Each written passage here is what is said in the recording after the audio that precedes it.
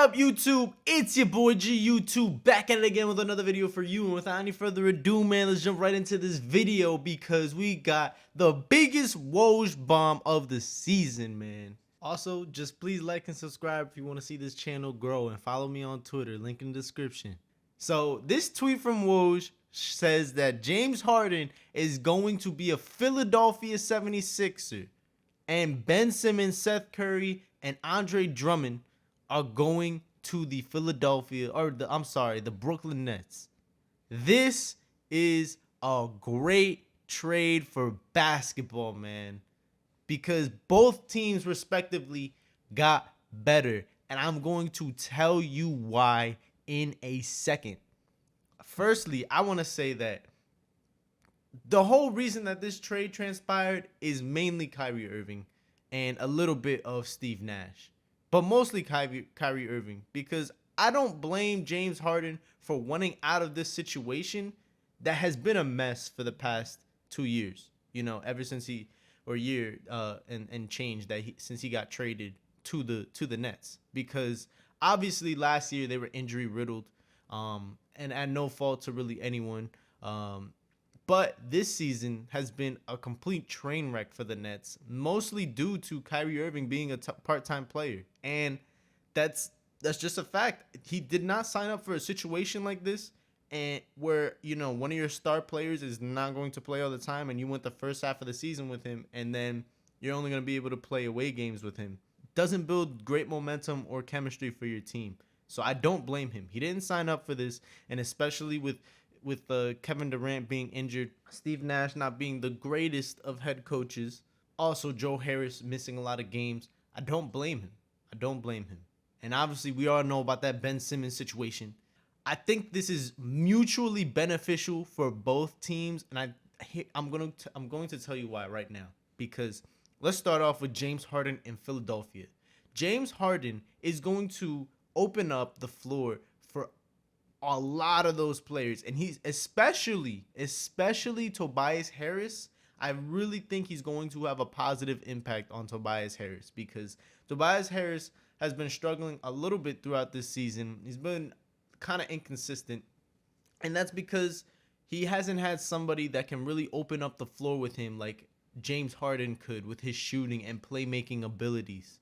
And obviously they don't really need too much defense at this point, because when you look at it, the Sixers are still, I think they're like number 9 or number 8 in defense. They're still a top 10 defense in the NBA without the likes of an all defensive player like Ben Simmons, because there is no doubt about what Ben Simmons can do on the defensive end, and there never has been. He's been all defensive caliber player, and that has been locked in since he's been drafted, unquestioned.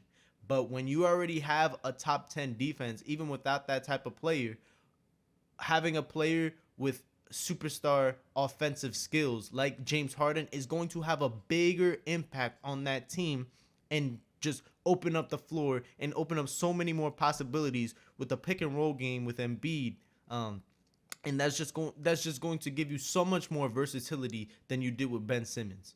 And likewise, vice versa, with Ben Simmons going onto a team where you have a lot of shooters but don't have a lot of defense. And this is the situation. This is probably the ideal situation for Ben Simmons to be in right now, because his defense is going to have so much more of a bigger impact on the Nets, who have been historically a terribly, horribly, horrendous defensive team. One of the worst we've ever seen out of a contending team, quote unquote. Like, we've never seen a team this bad on defense. And he's going to be able to slide into the 4 spot, playing alongside Kevin Durant and the other shooters, because Seth Curry's going over there too. You've got a lot of shooters surrounding him, and you basically have shooting at pretty much every single position on the team. Patty Mills could shoot the lights out of the ball. You know, when Joe Harris is back and healthy, he could shoot the lights out. Kyrie, when he does play, is a great shooter. Kevin Durant, we already know his superstar capabilities. LaMarcus Aldridge can knock one down for you. Like, everybody on this team is a shooter.